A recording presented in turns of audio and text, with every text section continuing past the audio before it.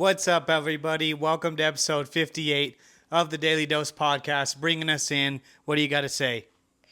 Welcome to the Daily Dose podcast. That's right, you guys. You've heard it right here. Happy Monday. Shout out to our sponsors, Complete Solutions LLC. Tap in with them in Albuquerque and surrounding areas for your home remodeling, commercial service, pretty much anything you need, we can get it taken care of. Shout outs if you want to come sponsor the podcast. Reach out to me. I'll have my email in the description. It's going to be a great episode today, guys. Tons of stuff to go over. Some pretty good fights from the past weekend. A great card coming up this weekend. Let's get right into it. So UFC Fight Night 115 in Vegas. It was actually a pretty good card, you know. On paper, you never know. And one thing we got to keep in mind, guys, is that with the UFC putting out so many cards, it's going to be hard for them to consistently put on these bangers we want to see every weekend, you know. But I know I'm the first one to rip them, but, you know, I can kind of see how it's hard, too, from that perspective. So we had some pretty good fights. Alice Pereira. She had a big KO. Initially, she was kind of putting it on this girl, and then that girl was trying to, you know, do a little back, kind of hang in there. Eventually got caught with a big knee, KO'd her there. Darius Flowers, he just put it on Lando Venata. He just looked like he was stronger, faster. TKO slam and punches. Alexandra Acosta and Stuart Nicoli. This one was crazy. Afterwards, he even showed him. He had like this look-away hook that he hit him to the body to stop him with. That was a great fight, though. Super action-packed. You had a decision after that. Jose Delano, this one was the first one on the main card. This fight was an absolute banger. This guy has a lot of hype. He's really good. I think we're going to see a lot from him in the featherweight division. Fight after that, we had Tommy Guns McMillan, a big training partner of Sean O'Malley. Now, he got the TKO. He got the 100-gram bonus. He almost has like this chaotic Justin Gaethje style. And he has really good wrestling, just like Gaethje. Don't get me wrong, he's very entertaining. And I think he's going to get to the, you know, upper level pretty quick. I'm just curious to see. These guys always kind of struggle at the highest level. I'm not saying he will, but, you know, I think in order to be successful, even to be a champion, there will be some adjustments he has to make. It looks so crazy and hectic, almost sloppy to a degree, but I've seen him fight a few times now, and that's how all of them look. He's just pressure, in your face, swinging, knees. You know, very, very good wrestling, though. His fight on the Contender Series, he fought one of Armin's cousins or something like that, and, you know, super good takedown, super good, heart cardio. So I do think he's a good competitor at 145 pounds, but I think there'll be a few things he'll have to adjust along the way. Then you had Ethan Ewing. Now, if you guys remember, this kid took a short notice fight, 2 days notice against Melvin Wellmaker. Great fight, put it on him. It was interesting. In this fight, he was actually more nervous, and I think because he had a full camp, he had time to think about it. When he had that first fight on short notice, he was supposed to lose. He just hopped in there and see what happens, right? This time, he had to think, and he was still doing well, but once he settled after about halfway through that first round, this kid has some great, great skills. You know, head movement was perfect. He was keeping the guy up against the fence and really putting it on him, but moving his head, coming in and out. It was a hell of a performance. I think this guy's going to do a lot at 136 pounds. Both of those fights were stoppages. Then you had a submission by Abdul Rahman Yakayev. He has a lot of hype behind him. Fight wasn't too long. He got the submission pretty quick. In the co-main event, Tabitha Ricci suffers a loss to Verma Jandiroba. Now, I mean, to be honest, this was a bathroom break. This was a very, very boring fight. I get that Verma needed a win, but, I mean, from a fan's perspective, super, super boring fight, you know. Doesn't help the women's division. It was the co-main. You got what you got, and she won by essentially hugging Tabitha to death. In the main event, Renato Money Moicano. This was his training partner, and you could tell he was a step ahead. He knew exactly what Chris Duncan was going to throw. He had some brutal leg checks. He was checking all of his kicks. He was jabbing and moving. He looked great. He definitely wants a higher opponent. You know, he's always entertaining on the mic. He did his thing. So overall, initially last week, I think I was pretty unsure if this is going to be a good card or not, and actually turned out really well. So shout outs to them. Then this next weekend, baby, we are in Miami. We got a great card. We got Kevin Holland, Randy Brown, Tatiana Suarez, Lupi Godinez, Kelvin Gastelum, Vicente Luque, Mateus Gamrot, Esteban Rivix, Cub Swanson, Nate Landwehr, Patricio Pitbull versus Aaron Pico, Asmat Murkazov versus Paulo Costo, Dominic Reyes versus Johnny Walker, Curtis Blades versus Josh Hoykett, and Yuri Prohaska versus Carlos Olberg. Wow. I mean, on paper, that could be one of the best fights of the year. Kelvin Gastelum, Vicente Luque. This is going to be a stand-in-the-middle exchange, and bang, they are going to throw down. Man, it's tough to pick either guy. I'm going to go with Kelvin Gastelum on that one by unanimous decision. You got Tatiana Suarez versus Lupi Godinez. Tatiana's going to need a big win in there. I'm taking her by unanimous decisions. Kevin Holland versus Randy Rude Boy Brown. I'm taking my boy Big Mouth, the Trailblazer, Kevin Holland. I'm going to say by decision, possibly a finish. Now, all these could be finishes. Don't get me wrong. If they are decisions, they are going to be absolute bangers. I think Mateus Gamrot, I'm going to throw a random one here. I think Esteban Rivas is going to finish him. I think it's his time. We'll see how he does. Patricio Pitbull and Aaron Pico, the two Bellator veterans. I think losers out of the UFC. I'm going with my boy Aaron Pico. He needs a big win. He needs to show his true skills and ability. I'm pulling for him in this one. Paulo Costo, I'm going for him definitely in this one. I'm going to take him by second round TKO. He's been looking good.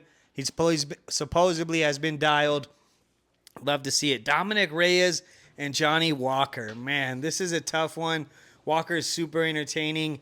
I think he just gets caught too much. So I'm going to take Dominic Reyes in that one by second round TKO.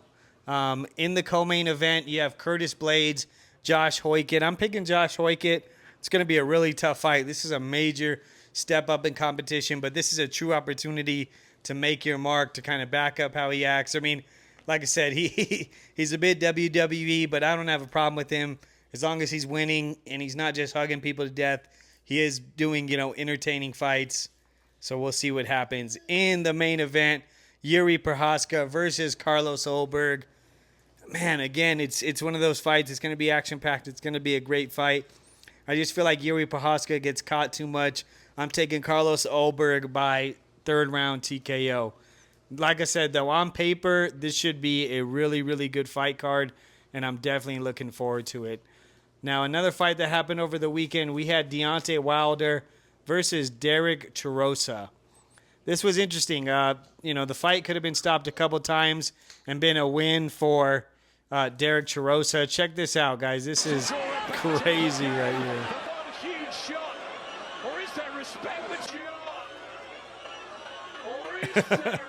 Deontay Wilder tells him, "I'm sorry, I love you," before he punches him out of the ring.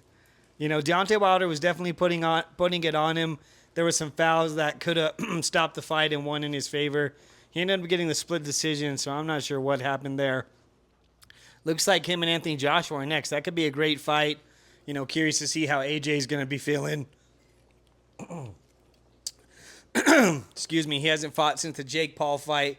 Right after that, he had that tragic incident. So definitely curious to see how he shows up. That could definitely be an entertaining fight. Now, financial troubles all over, and man, they just don't seem to stop. Floyd Mayweather has allegedly taken out a cash advance on his Manny Pacquiao fight. It is signed and agreed to as an actual fight. He tried to come out and say it's an exhibition, and they're like, it's too late. You've taken money ahead. It's already on. So it's just, damn, I don't know. Some people say it's just a cash flow issue, but then some people say he does have a lot of debt and things like that, which I agree with, but I don't see like stuff getting repossessed and things like that. So I feel like he has a lot of stuff he could sell, and maybe he's being stubborn. I don't know. It's a shame to see someone who's made, $1 billion, $2 billion in their life to be struggling financially is pretty sad. Something that happened last week, and I've been waiting to talk about this. I just don't get it. I just don't get it. So you had Nate Diaz. He was on Theo Von's podcast, and he ended up saying some stuff about Daniel Cormier. Let's check out this clip right here. Little he's analyzing fights. You're a great wrestler, DC. You can't fight for You're a big old This is DC's response. I had one on here on Nate Diaz, but basically he was on Theo Von's podcast, and he was just saying that, Daniel Cormier's a bitch and a pussy, and he can't fight, and this and that, and it's like, buddy, hold on, buddy. One thing I just got to say, I've never truly understood why Nate gets the respect that he does, right? I get that he's been around for a long time. Nick, his brother, is a pioneer, a legend. He was a champion in some promotions. He's a beast. Nate is a glorified punching bag, right? People are like, he's a gangster. Is he, though? I mean, most of the fights, yeah, he talks shit and flips people off, but he gets his absolute ass whipped. Daniel Cormier is 22-3. Light heavyweight and heavyweight, world champion, competed in the Olympics. I mean, it's not even close. Like, Nate Diaz is 21-13, a losing record, never won a world title. Like I said, his greatest attribute is that if you get tired from beating the shit out of him, then he finishes you. That's like literally, I never got it. People are always like, Nate's the man. Nate's this. Like, do you guys watch the fights? Most of his fights are him getting a bloody ass whooping. When he actually hurt Leon Edwards and had a chance to be the interim title and actually do something, his dumb ass was busy pointing and laughing and talking shit. So, I mean, is Nate cool or whatever? I guess. I'm not hating on him. Like, I'm a fan of him to a degree. But I just feel that, yeah, people ride way too hard for him, calling him gangster, calling him this and that, and he gets his ass whooped more than not. So, put him and Daniel Cormier in a room and DC would beat the shit out of him 110%. So I'm not sure where he was going with that, what that was all about, but you're tripping, buddy. And like DC said, it's whatever, because he knows you probably wouldn't do anything in person besides, talk shit, Stockton bitch, and throw a water bottle at him or something. But that's just my little rant. I've never truly gotten why people like ride so hard for him. He loses, gets his ass whooped, and people still ride for him. So it's just a weird thing. Oh, look right here. can't fight for You're a big old That's just crazy. Calling him a bitch and a pussy. Like, what's wrong with you, dude? But like I said, I'm sure they'll cross paths and we'll have another video either of them trying to go at it or of them apologizing. So, in some other news, as we're anticipating the return of Conor McGregor, check this out. He pops up in an exhibition boxing match. He's looking pretty good. He's looking pretty crispy. He's in there. He's moving well. He's throwing that left. I don't know if it's necessarily the Conor once was, but I mean, he's looking good. He's definitely looking good. A lot of people, again, guys, I'm 95% sure he's going to be the main event, International Fight Week versus Max Holloway. Very interesting fight. They're both, obviously Max isn't nearly in the same place as Conor, coming off a loss. Man, he's looking pretty good, though. We'll have to check it out and see what happens. I'll definitely be tuning in, as most people will. It's always an event when Conor fought. I was there whenever he broke his leg versus Poirier, and that was absolutely crazy. One thing I got to address, guys, I don't know what's up with all you guys and this obsession with prison food. I'm not having it, buddy. You ever heard of a grocery store? A restaurant? Get the fuck out of here, buddy. You guys are selling $75 prison nachos made in a bag and shit. Damn, pizzas made with all sorts of beans, and we like, y'all need to stop that shit. It looks like poop. You're making poop in a tray, poop in a bag. That shit looks disgusting. You're home now. Y'all better stop that. I don't want to see nobody else post no bullshit. Yeah, that's my little rant. Now, Celina Powell, I see her everywhere. I see everybody. She gets with dudes. She's whatever.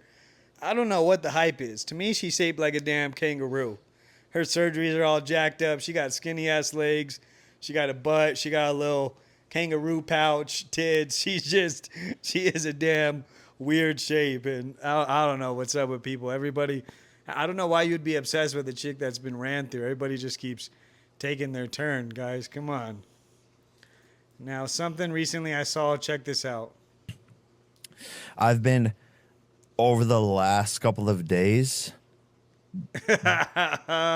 calling makeup artists. Jake Paul was and recently on I was Theo gonna do a Von's, response and to he's saying this he's and, going like, to do go a blackface and do skit like the with full everything on going darker. on. Now, Yeah. I get you, buddy. I get you. And do When, it and just do it Robert back, Downey because Jr. did it in Tropic Thunder. It was absolutely hilarious. And if it's all in good fun, you know, I get it. But in these day and age, it might not be a good idea. I think you will get a lot of backlash, and just probably not a lot of good will come from it. So I'd recommend skipping that, but do your thing. Now, last week we had Tiger Woods getting a DUI. Of course, this is never good. And one thing about the internet, they will cook you. Look at all these pictures and videos and memes. I mean, yeah, it's tough. It's tough. I saw a video. I'll put it here in the corner of him. He's walking. The cop's like, "What are you doing?" He said he was talking to the president. Like, buddy, we don't care who you're talking to. You're going to jail, my boy. It's just crazy. It's sad to see. He's obviously has had some issues with drinking and, you know, with medications and stuff like that, kind of abusing them, if you will. So hopefully he can get it together. Shout outs, man. I wish I would have been there. Check out this. Kanye West performing Heartless in front of 80,000 people. In the night, I hear him talk.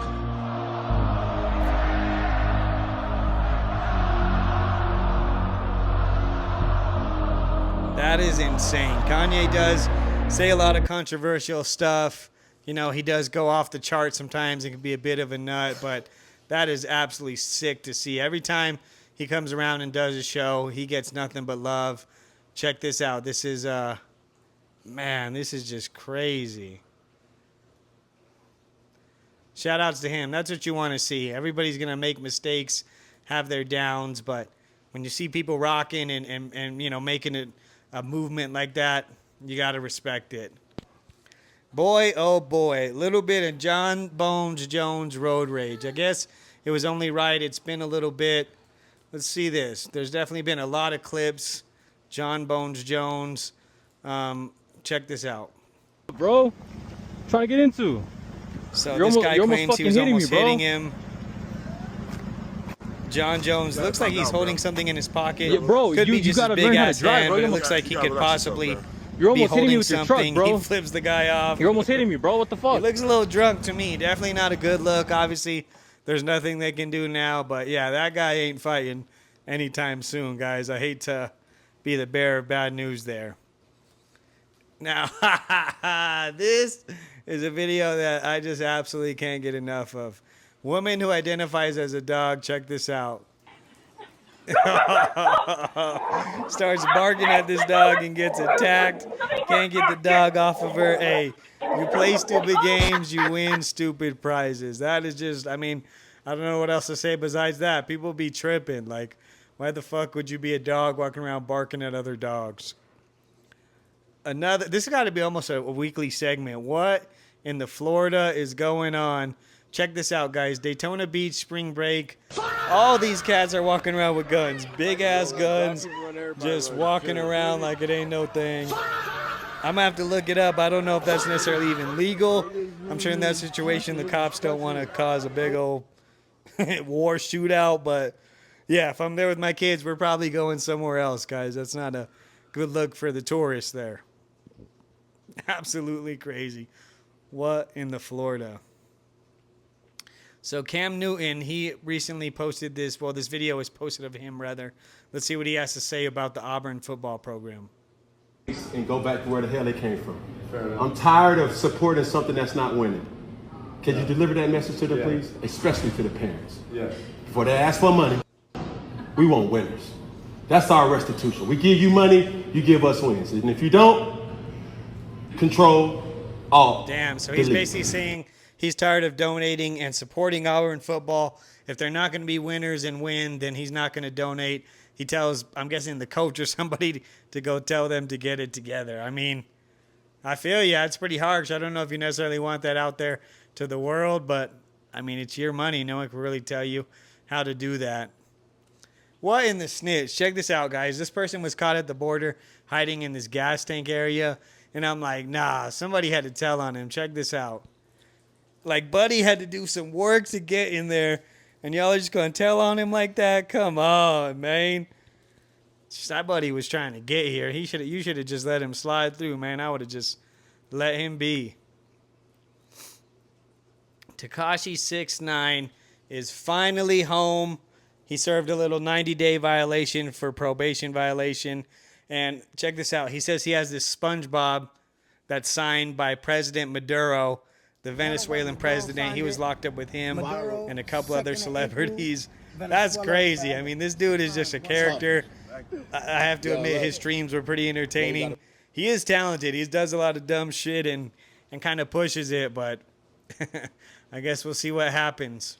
Real quick, guys, if you're rocking with the podcast, don't forget to like, subscribe, and share. It really helps the channel out. I appreciate it. Keep running up the movement. You know, once we get to a certain point and we get out there, I would love to start doing behind the scenes and fighter documentaries. So keep helping us running it up.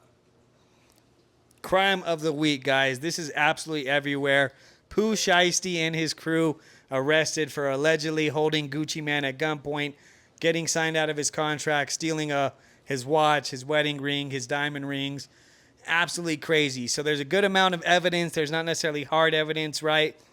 You know, phones, the rental cars, his ankle monitor. I mean, I don't know if you get any dumber than that. The location, he was definitely there. There's videos of him and his crews being there. They didn't find the guns, but again, allegedly they held him. Pooh Shiesty held him at gunpoint while his boy Big 30 blocked the door, robbed a couple other people, took the earrings off his ears. The watch and some other items were posted by one of his boys online. Absolutely retarded. In the sense of hard evidence, no, it wasn't found. The only reason they're even in this shit is because they're retarded and talking about it and posting about it. I just don't get it. Buddy just missed all his bunkies. I guess he missed that prison food. Pooh wants to go back and make some damn prison nachos. I don't get it. Without the hard evidence, I don't know what'll happen. There might be enough evidence. He just did 5 years. A judge is going to want him to do more than that. I mean, I don't know how else you waste your life. So much potential, such a big following, made millions of dollars, and that's how you're going to spend it. Hey, a lot of rappers these days be joking and capping. That ain't Pooh Shiesty. Whatever that boy says, you best believe him. Great episode today, guys. Lots of current topics. Some great fights from this past weekend. Really, really good card coming up. As always, thank you so much for supporting the channel. Before we get out of here, we got the message of the week. What are you waiting for, guys? 100 years from now, none of this matters. Wake up. We only get one shot. No one cares. No one's going to care about the mistakes you made in 2-3 generations at most. No one will ever talk about you again. It is so hard to leave a longer mark than that. So who cares, guys? Live how you want.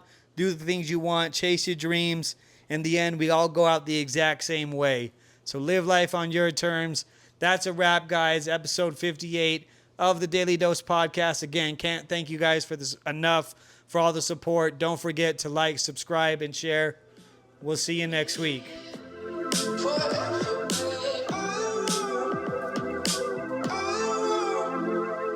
And we're out.